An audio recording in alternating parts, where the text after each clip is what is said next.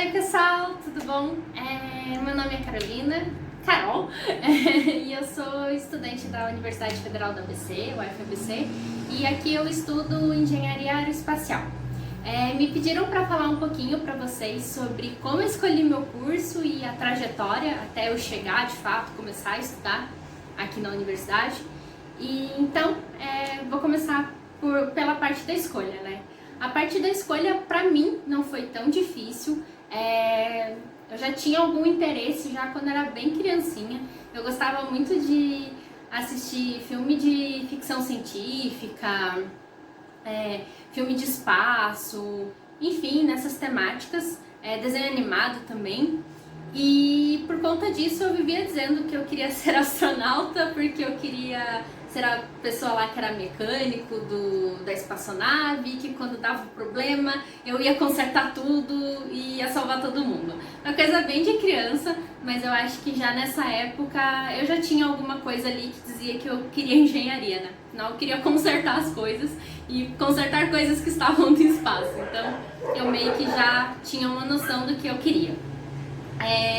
Aí o tempo foi passando, fui crescendo.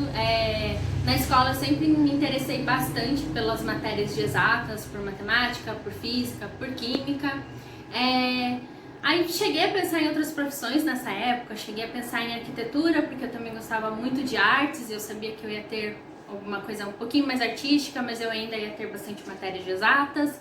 Cheguei a pensar em fazer física, cheguei a pensar em fazer matemática, oceanografia, enfim, pensei em um monte de coisa, mas quando eu fui chegando mais pro fim do ensino médio, eu fui percebendo que eu queria algo realmente na área de exatas, fui conhecendo melhor as engenharias, pensei em fazer engenharia mecânica, descobri que existia engenharia aeronáutica, decidi que eu queria provavelmente fazer engenharia aeronáutica, mas lá pro fim do meu terceiro ano, eu descobri que já estavam surgindo os primeiros cursos de engenharia aeroespacial no Brasil.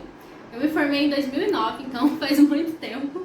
Era bem novidade nessa época ainda os cursos de engenharia aeroespacial. Não fiquei sabendo da minha faculdade, fiquei sabendo de outros cursos aí pelo Brasil. E comecei a me dedicar a estudar para o vestibular. Eu sabia que era bem concorrido a estudar nessa época para esses cursos. Por fim, eu consegui uma vaga em uma faculdade bem tradicional. Eu tinha essa ideia de que eu queria uma faculdade tradicional, com bastante nome. Eu achava nessa época que essas eram coisas importantes eu procurar na faculdade. Hoje eu vejo que não é bem assim. Claro que tem muitas faculdades antigas muito boas, mas não é o fator mais determinante, né, na escolha. E acabei entrando numa faculdade bem tradicional, já com 18 anos daí. Nessa faculdade eu não me identifiquei muito, né? Como eu falei, assim, eu sempre tive interesse por várias outras áreas além da área que eu estudo agora. Eu sempre gostei de ter bastante flexibilidade nos estudos. O meu colégio permitia isso na época e isso já não estava ocorrendo na faculdade. E aí eu parei para pensar, comecei a desanimar aos poucos com o meu curso e decidi que talvez eu não queria aquilo, né? E na minha cabeça era que, bem, será que eu escolhi o curso certo? Será que não? Eu estava morando em outra cidade, eu sou originalmente de Curitiba e tinha trabalhado um pouquinho antes de entrar para a faculdade, o meu dinheiro já estava acabando. E daí eu pensei, bem, vou ter que voltar a trabalhar, será que eu fico aqui, será que eu não fico? E acabei voltando para minha cidade e indo trabalhar lá porque eu achei melhor decidir se era realmente se eu tinha tomado a decisão certa para mim. Nessa, tava lá no trabalho, já tinham passado 1 ano e meio também, mais ou menos, e minha supervisora chegou pra mim, né, eu já tinha sido promovido uma vez, ela chegou pra mim falando, olha, acho que é legal você começar a fazer um curso de marketing, você tá indo pra essa área na empresa, vai te dar mais oportunidade aqui dentro. E daí eu pensei, eu falei, marketing? Eu falei, não tem nada a ver comigo, né, eu só tava fazendo as coisas porque né, era o meu emprego. Eu me dedicava bastante, mas eu não me identificava com aquilo que eu estava fazendo, não fazia sentido aquilo que eu estava fazendo. Voltei para pensar e vi que, não, eu realmente queria voltar a fazer meu curso, mas era melhor eu conhecer melhor as faculdades, decidi, tomar um tempo decidindo sobre qual que eu realmente queria e como que elas funcionavam. Nessa de pesquisar, eu acabei descobrindo a UFABC, que é onde eu estudo agora, que tem um ensino bem interdisciplinar, tem várias oportunidades aqui. Eu não faço só o curso de engenharia aeroespacial, também faço curso de matemática, faço matéria de outros cursos, faço matéria da filosofia, por exemplo, que eu gosto muito, já fiz matéria da licenciatura, algumas bem interessantes. E eu acabei me encontrando aqui, redescobri o amor que eu tinha, a paixão que eu tinha pelo meu curso, e hoje eu tô bastante feliz aqui. Então, falei um pouquinho para vocês da minha trajetória até aqui e agora eu vou falar um pouco sobre o meu curso, para quem sabe inspirar alguém aí a seguir esta carreira. Bem, em primeiro lugar, vocês já devem ter visto, né? Cada ano que passa tem mais especialidade de engenharia, tem várias para você escolher. Então, tem engenharia mecânica, engenharia civil, engenharia elétrica, engenharia de energia. Aí tem algumas que são também mais novas, que nem engenharia aeroespacial, tem engenharia biomédica, por exemplo, engenharia de instrumentação e robótica, enfim, existem várias engenharias por aí. Mas o que vocês precisam saber de base da engenharia é que engenharia é um curso em que você vai estudar uma série de ciências puras, né? Você vai estudar bastante matemática, bastante física, bastante química, vai estudar um pouquinho de programação lá nos primeiros anos e conforme vão passando os anos do curso, você vai começando a aprender a como usar esses conhecimentos mais puros, essa teoria toda que você vai aprender nos 3 primeiros anos de faculdade, principalmente, para aplicar e resolver problemas em diversas áreas, né? Para você entender como vai fazer uma construção, para você entender como funciona um motor, para você aprender a consertar uma série de máquinas, principalmente otimizar uma série de máquinas, né? Porque o objetivo do curso é desenvolvimento, principalmente. Enfim, esse é o básico de engenharia, né? Isso daí todo engenheiro passa por essas etapas. Agora, mais especificamente sobre engenharia aeroespacial, ela é a junção de 2 outras grandes áreas, na verdade. Ela é a junção de engenharia aeronáutica, que é uma engenharia mais antiga, que surgiu lá com os primeiros aviões, e engenharia espacial. Aqui no Brasil tem vários cursos de engenharia aeronáutica. O que é importante de saber é que engenharia aeronáutica estuda principalmente aquilo que voa no ar, aquilo que tem como meio de transporte, né, fluido pelo qual ele passa a atmosfera.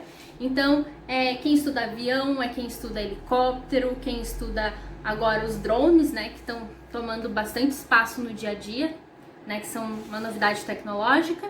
E daí a engenharia espacial vai tratar daquilo que está de fato no espaço, né?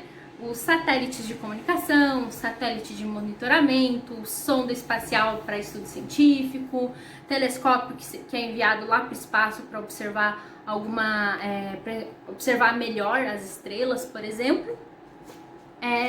Sistemas e subsistemas que vão dentro desses veículos. Entre várias outras coisas, né? Mas, de fato, tudo que vai para o espaço é da parte de engenharia espacial, tudo que fica na atmosfera é da parte da engenharia aeronáutica.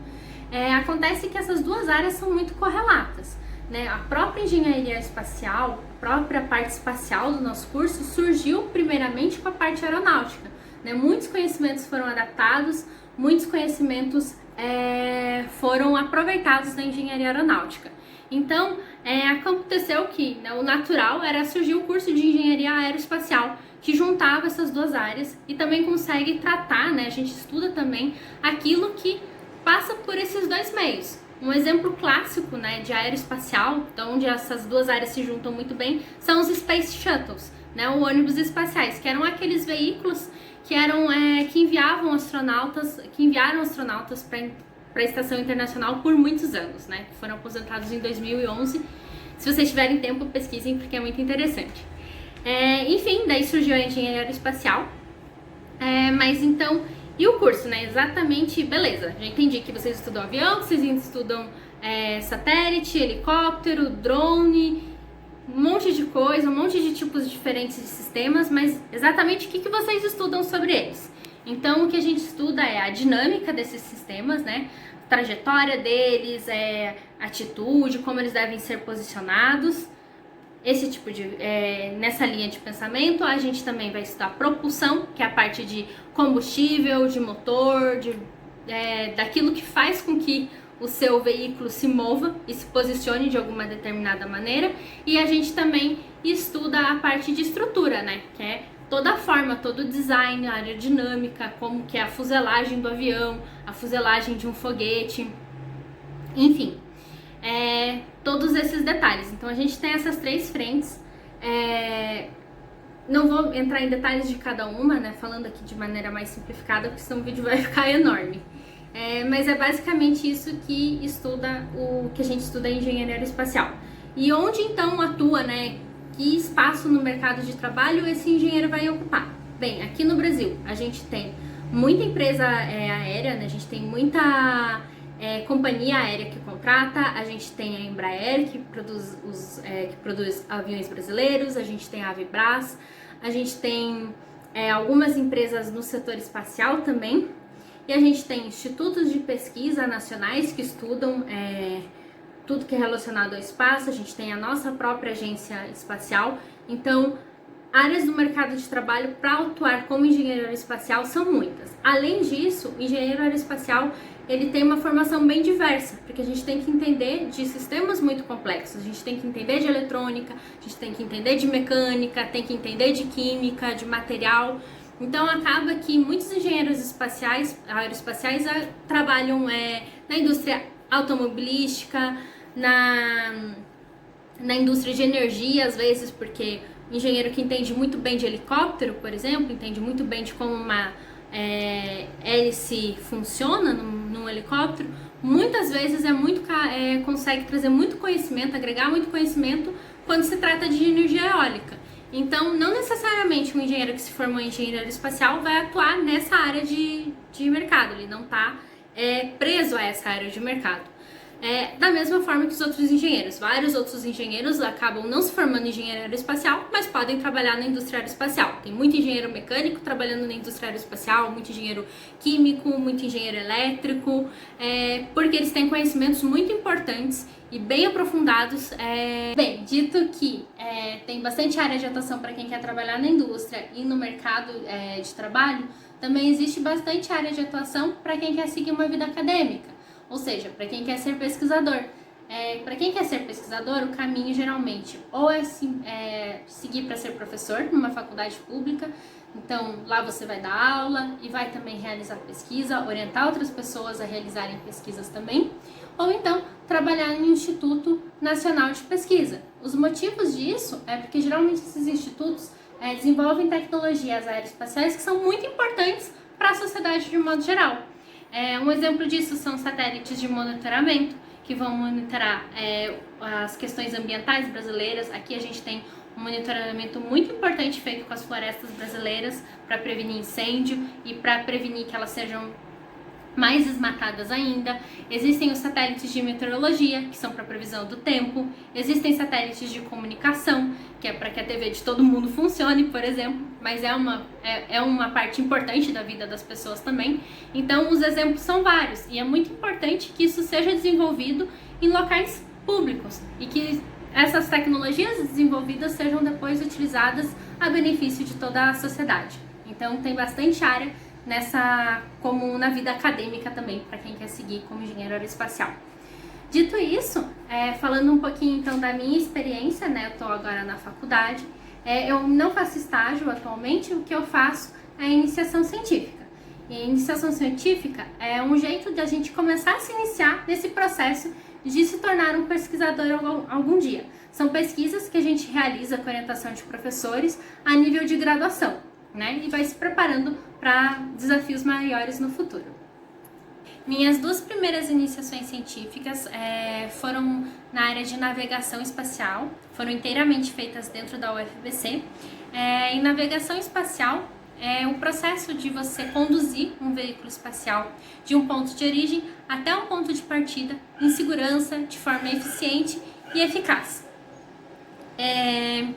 Eu trabalhava mais especificamente com a navegação ótica autônoma nessas 2 pesquisas, que basicamente é você fazer a navegação desse veículo através de fotos retiradas por esse próprio veículo, né, por uma câmera que está a bordo desse veículo, e daí a partir dessas fotos você faz uma análise das estrelas que estão nessa foto, de outros planetas ou luas que estão nessa foto, e através de algumas relações geométricas entre esses corpos celestes, você consegue retirar a posição desse veículo. E se você tirar várias posições, você também vai conseguir, consequentemente, retirar a velocidade do veículo. espacial. E essas duas medidas são extremamente importantes para o ato de navegação, porque você consiga dizer exatamente onde está o seu veículo, a que velocidade e se você precisa fazer alguma alteração para que ele de fato chegue onde ele deve chegar. Bem, então a parte de utilizar fotos para fazer esse processamento é o que é a parte ótica do nome, navegação ótica autônoma. Mas a parte autônoma significa que esse processamento vai ser feito a bordo. Então não vai precisar que você tire essa foto, envie aqui para a Terra, aí um grupo de especialistas vai analisar essa foto, vai calcular essas posições, essas velocidades e daí vai enviar comandos para o seu veículo espacial. Quando a gente fala em autônomo, é que a gente vai fazer esse processamento sem interferência humana no próprio veículo espacial. Isso é importante para quando o veículo precisa de decisões muito rápidas, porque quando o veículo está muito longe da Terra, a informação vai chegar muito atrasada aqui na Terra e nem sempre dá tempo de você mandar o comando que ele precisava ter recebido naquele momento. Então, esses foram os meus primeiros temas de pesquisa, é uma área que eu gosto muito, pretendo voltar a estudar ela em algum ponto, mas atualmente estou focando um pouquinho mais em outra área, mas que também é muito correlata com essa área antiga. Atualmente eu estou fazendo uma pesquisa, uma iniciação científica com um professor lá do Instituto Nacional de Pesquisas Espaciais, que é o INPE, o professor Márcio, e meu co-orientador é o professor Gil, que foi o meu professor orientador das minhas outras duas pesquisas. E eu estou estudando atualmente um pouco sobre sensores de estrelas autônomos. Ou seja, né, tem aí o autônomo no meio, dá pra ver para onde está indo, né? Sensores autônomos, né, de estrelas autônomos, são sensores que eles identificam como um sensor de estrelas, estrelas que a sua espaçonave está visualizando, eles vão varrendo o céu, né? E daí eles vão identificando as estrelas. E essas posições de estrelas são extremamente importantes para que depois seja feito um cálculo de atitude. A atitude é a orientação do nosso veículo espacial. E é extremamente importante a gente entender a orientação e o apontamento do nosso veículo, que é a atitude. E esses sensores autônomos, além de identificarem essas estrelas, eles também vão fazer o cálculo de atitude. Então, você tem uma funcionalidade a mais desses sensores. Eu não vou me aprofundar muito em falar aqui no assunto, eu falei um pouquinho mais de navegação espacial, porque eu acabei de começar a estudar ele e eu mesma ainda estou entendendo mais aprofundadamente sobre esse sistema em específico. Bem, resumindo, o que eu tinha para falar, eu acho que era isso. Eu espero ter inspirado um pouquinho vocês e ter mostrado as possibilidades do curso de Engenharia Espacial, um pouquinho sobre como foi a trajetória de escolher. A vida universitária é muito mais do que só fazer a faculdade, como vocês podem ter visto. Tem como você fazer pesquisa, você em algum ponto vai ter que fazer estágio. Na minha faculdade, na grande maioria das faculdades, tem um monte de entidade, um monte de atividades a mais que você pode fazer. Por exemplo, eu faço parte de uma equipe de foguete e modelismo aqui e vale muito a pena vocês pesquisarem essas outras oportunidades e como elas funcionam nas faculdades que vocês vão estudar, porque isso com certeza vai trazer muito diferencial para a vida e para a qualidade de vida de vocês dentro da faculdade. Ela vai ser muito mais do que fazer um curso, que já é uma coisa muito importante para o futuro de vocês. Eu desejo todo o sucesso do mundo para vocês, que dê tudo certo no vestibular. Ainda tem bastante tempo para estudar para o Enem. Dá para começar a estudar, colocar os estudos em dia. Dá tempo de fazer bastante redação ainda. E eu espero que eu tenha ajudado um pouquinho vocês. Pensem com calma, não sejam ansiosos e vai dar tudo certo.